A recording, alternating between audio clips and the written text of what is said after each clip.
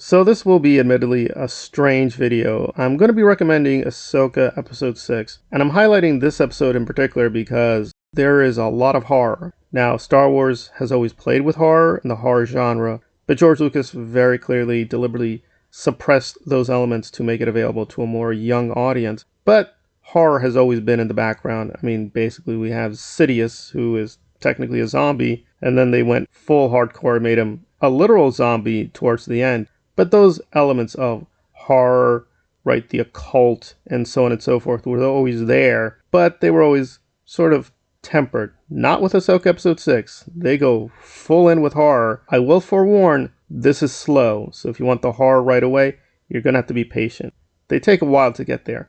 Also, if you don't see the prior 5 episodes, a lot of things will be somewhat puzzling. However, if you do just want to enjoy witches and zombies mixed up with Jedi, this will be the episode for you because it was pretty over the top and ridiculous, but I think ridiculous in the horror sense in a good way in terms of being very excessive. Not a lot of blood and guts, but I just think the imagery and the tone and the atmosphere was very murky and moody, and I was thrilled by it. I thought it was very, very well done.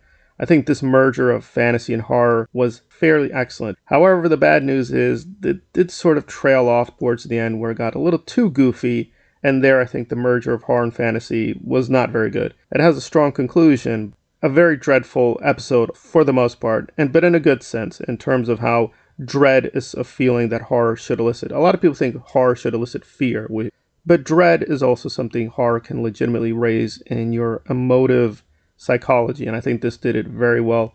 In terms of the plot itself, there really isn't much. I mean, basically just Ahsoka spends time with an android, and the, I guess, evil Jedi plot and scheme, and Thrawn lays out how he and his zombie army are gonna, I guess, zombie army the universe.